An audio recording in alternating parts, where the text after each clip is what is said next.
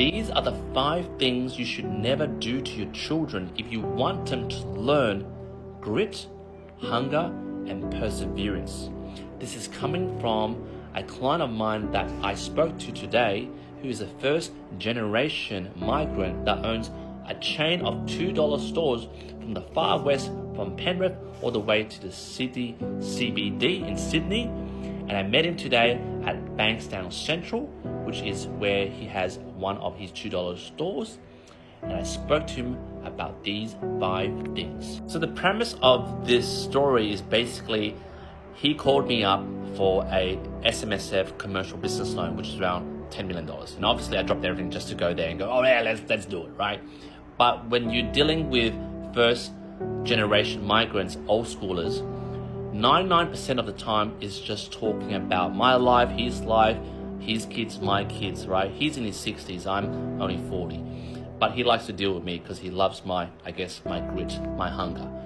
And he was complaining to me about how his 5 kids had zero hunger to take over the business, had zero hunger to do anything in life. They haven't achieved anything that was significant. They're just floating around. And he was wondering, hey, Q, the fact that, I always see you are so driven. The fact that, you could have a successful business last 15 years, and then you launch into different business, digital marketing. Now you're doing TikTok. He sees my TikToks, a lot of followers. He sees what I'm doing. He goes, why do you need to work this hard? I said, I just enjoy the drive. He goes, how do you teach this drive to my kids? And after speaking to him for for example, 2.5 hours, where 99% was the talk and 1% was about the business, I discovered the 5 traits that he did to his kids that will kill hunger. And the first trait is, he would often, as a first generation parent, father, would always give the best to his kids because he would always feel guilty that he never had that when he was a child. And the number 1 thing that kills hunger is when you give the best to your kids. And the lesson is, don't give the best to your kids. Like I surveyed him, I said from 0 to 10, did you give him the best toys? Yes. Do you give them the best clothes? Yes. Nike from JD, $300, 9-year-old is wearing them. From 10 to 18, he gave them the best tutors, the best private schools. They didn't need to work in his business. He provided because he was the first generation father. He wanted to provide for his second generation kids. And from 18 to 25, he bought all their cars.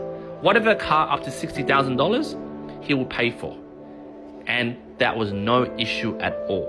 And the second thing that I noticed that he would do to his kids after speaking to him for that long was that he will often, out of positive encouragement, tell his kids what they want to hear.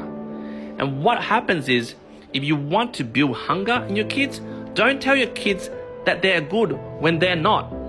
For example, he has 5 kids. Let's call him the big daddy, right? He's got 1 kid that is a paramedic in the USA, 1 kid, she's a dancer in the UK, 1 kid has been studying since 0 to 30 years old. He's got 3 PhD, keeps on studying, have never worked in his life. He have 1 kid who's a bit of party goer, lives in a back granny flat, and all he does is sports bets with his mates every day, watching NRL and all these different types of sports to bet on. And another kid that is an aspiring actor and is studying at NIDA.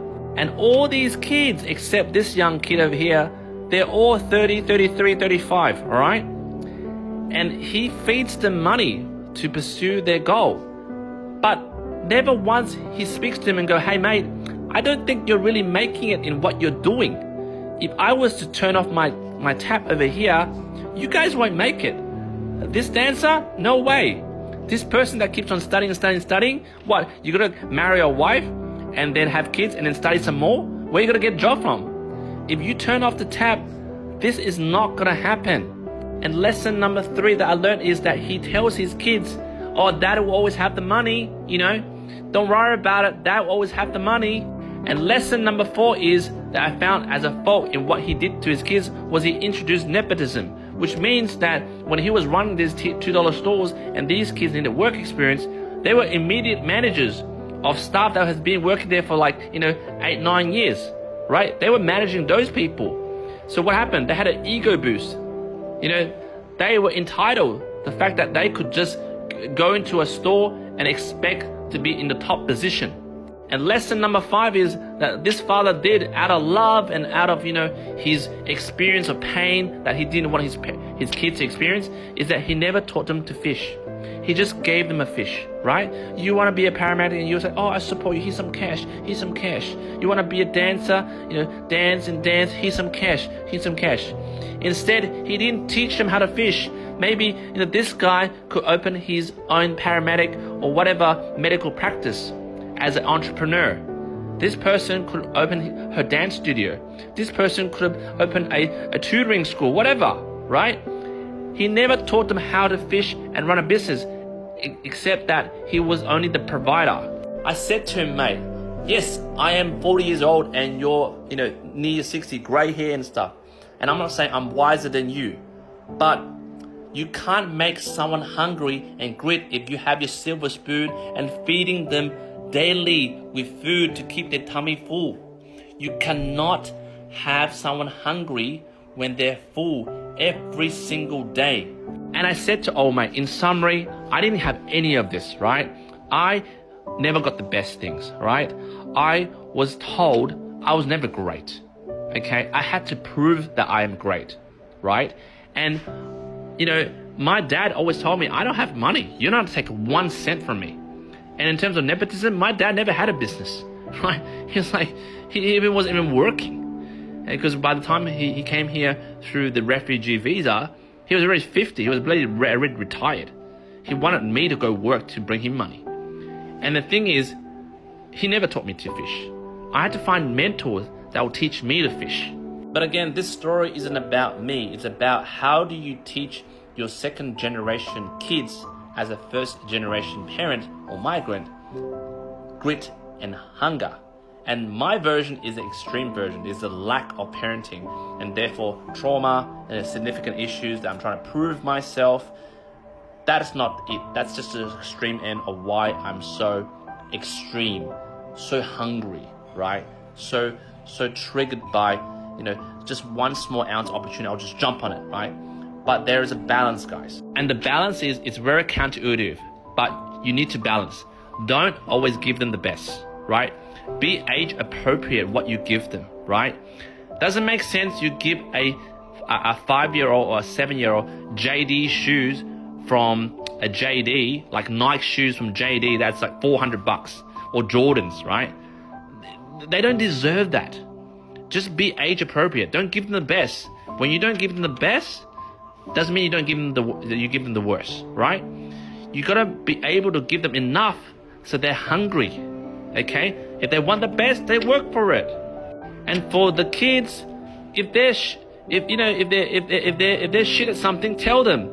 If they're drawing something and the drawing's outside line, oh, don't go, it's great. No, don't go, oh, shit. Just go, look, you could do better. Maybe drawing it within the lines. Maybe that look nice. And don't always tell your kids, oh, whatever you do in life, dad and mum always have the money. No, this is our money. I work hard for it. You make your own money. And by the time I retire, I'm going to spend all that money. I'm going to give it to charity. You're not getting jack off from me. Like Warren Buffett. That's how he teaches kids. And if you have a business, make sure to treat your kids as they're the lowest level staff. Right? They start from ground up. And always remember, teach them how to fish. Don't give them a fish. And if you've watched thus far in this video, it means you're a parent that has persistence and patience, and you're willing to really teach and pass on these skills to your kids. It is very counterintuitive because you love them, you want to give them the best, but sometimes giving the best feeds their belly too fast and kills their hunger. So jump in the comments. Hopefully you learned something. Maybe you want to roast or toast me. Love to hear it.